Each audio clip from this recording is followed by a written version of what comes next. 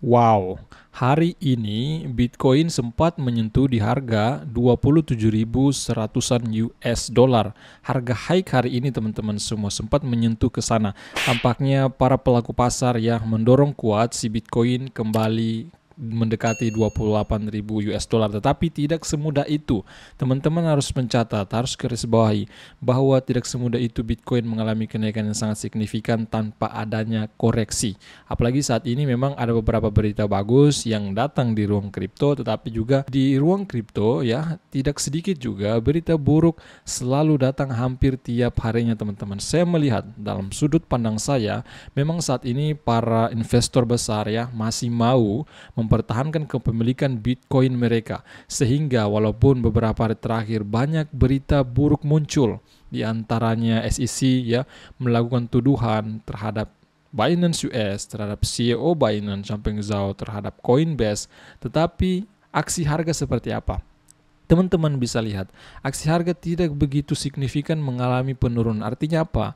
Artinya bahwa para investor ini, para whale, orang-orang yang memiliki, yang memegang banyak Bitcoin, tidak secara besar-besaran, tidak secara bersamaan melepas Bitcoin mereka di market secara besar-besaran. Walaupun memang di beberapa yang lalu juga kita mengingat kembali stablecoin terbesar di dunia yaitu USDT Tether itu mengalami depek keluar dari pasak US dollar, walaupun keluarnya sedikit, tetapi ini yang bisa memicu kepanikan di market. Tetapi alhamdulillah teman-teman, kita melihat saat ini stablecoin dengan kuatnya ya kembali mampu berada di 1 US dollar ya sesuai pasak US dollar saat ini. Seperti inilah kondisi terbaru ya dalam time frame daily, time frame harian saat ini teman-teman semua. Dalam waktu harian Bitcoin saat ini kita melihat harga high hari ini 27.100 US dollar, harga terendah itu di 26.700 US dolaran ya. Di sini kita melihat sepertinya memang akan ada terjadi koreksi terhadap si Bitcoinnya. Jangan terlalu berpikir, apalagi teman-teman yang melakukan trading ya, scalping, jangan berpikir bahwa Bitcoin akan selalu naik sempurna ya. Kalian harus pikir juga akan ada koreksi yang terjadi terhadap si Bitcoinnya. Berita apa hari ini teman-teman semua ya, tak usah berlama-lama berbicara tentang Bitcoin berkesempatan kali ini ya. Jadi kita akan langsung ulas ya. Teman-teman semua pastikan diri Anda dulu ya terlibat dalam tim Crypto Daily Indonesia. Kami setiap hari memberikan teman-teman berita terbaru di industri kripto, apa yang terjadi di ruang cryptocurrency setiap harinya. Kemarin juga ya di sini di video sebelum ini kami menyampaikan di situ kesepakatan ya, hasil kesepakatan antara Binance US dan juga SEC apa-apa saja. Jadi teman-teman bisa cek video sebelum ini, kalian akan mengetahui. Baik teman-teman semua, saya akan langsung angkat ya. Yang pertama saya akan berbicara tentang Do Kwon, bahwa Do Kwon ya di sini si Do Kwon bersalah atas pemalsuan paspor. Ya, jadi Do Kwon ini dikatakan bersalah atas otoritas berwenang Montenegro bahwa si Do Kwon memalsukan password dia teman-teman semua seperti itu.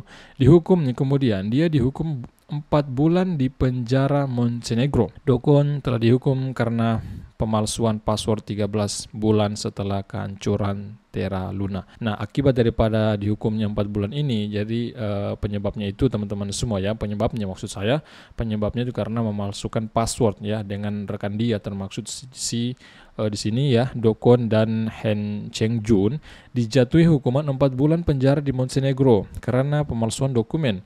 Kemudian polisi Montenegro menyita 2 paspor Costa Rica, 2 paspor Belgia, dan 2 kartu identitas. Pengadilan Tinggi Podgorica mengatakan kepada Coindesk bahwa keduanya akan ditahan selama 4 bulan tambahan untuk penahanan ekstradisi. Intinya berita hari ini ya lumayan banyak juga ya memberitakan tentang Do Kwon di Twitter. Jadi penting untuk saya sampaikan kepada Anda bahwa Do Kwon dikenai hukuman 4 bulan di penjara Montenegro teman-teman semua.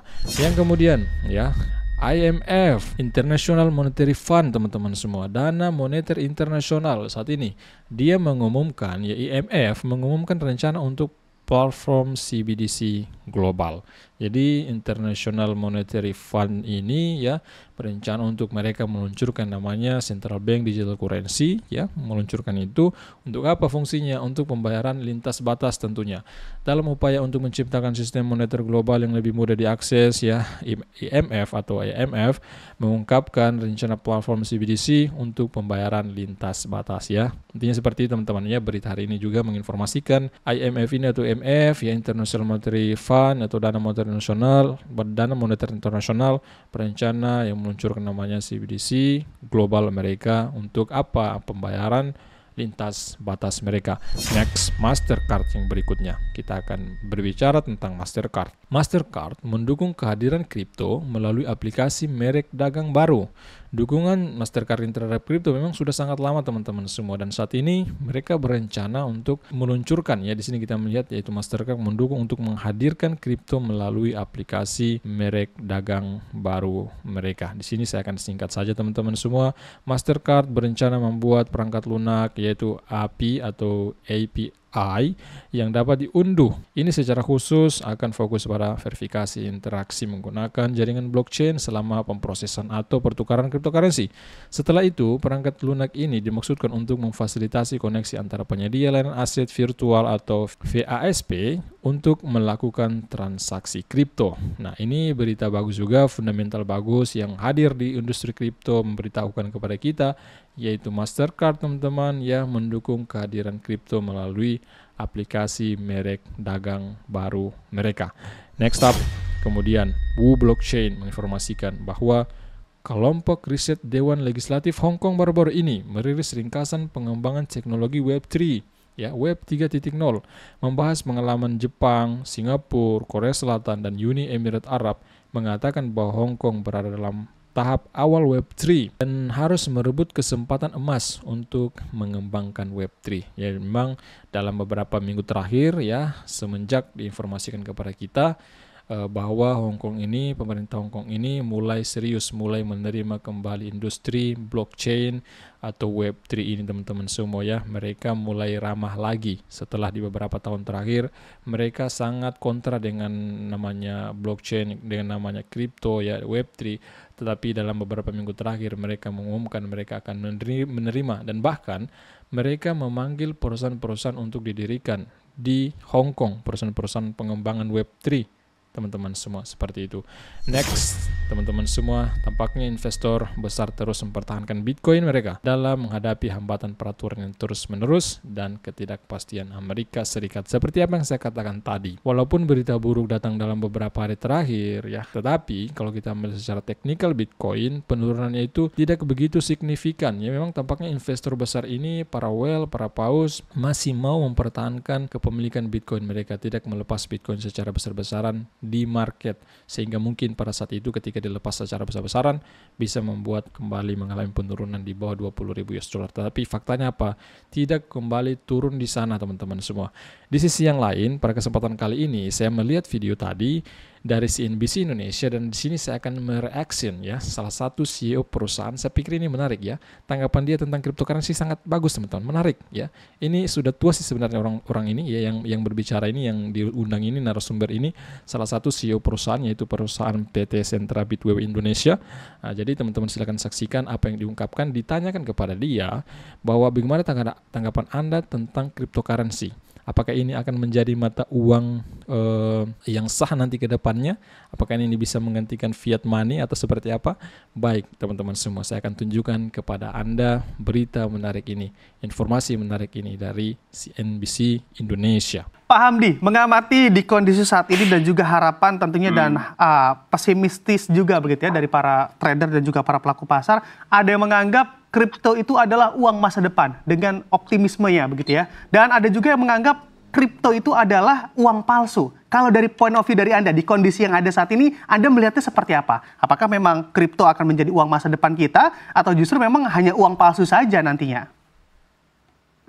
Mungkin saya cerita lagi sejarah kripto. Kripto itu kalau kita boleh analogikan, ini ibaratnya kita kembali ke zaman dulu sebelum adanya fiat money. Perdagangan itu kan dilakukan dengan menggunakan pada waktu itu adalah logam mulia, emas atau perak gitu. Nah, kripto ini sama, ini dia adalah logam, tapi logamnya virtual. Jadi kalau kita analogikan kembali, ini seolah-olah kita kembali lagi ke zaman perdagangan dilaksanakan dengan pembayaran menggunakan logam mulia, tapi sekarang bentuknya virtual. Jadi kalau ditanya apakah ini akan merupakan uang masa depan, saya kira iya. Karena di masa depan, seorang teman saya bilang bahwa semua akan digital pada waktunya. Jadi kita tidak bisa menghindari perkembangan teknologi yang mengarah ke digital. Jadi apapun nantinya akan jadi digital. Nggak usah jauh-jauh. Bank Indonesia sendiri sudah sedang mengembangkan apa yang namanya CBDC, Central Bank Digital Currency. Itu kan kurang lebih sama dengan kripto yang melandaskan pada teknologi blockchain. Jadi saya kira kalau ditanya apakah ini uang tipu-tipu atau uang masa depan, saya kira itu uang masa depan. Karena seperti tadi saya katakan, semua akan digital pada waktunya.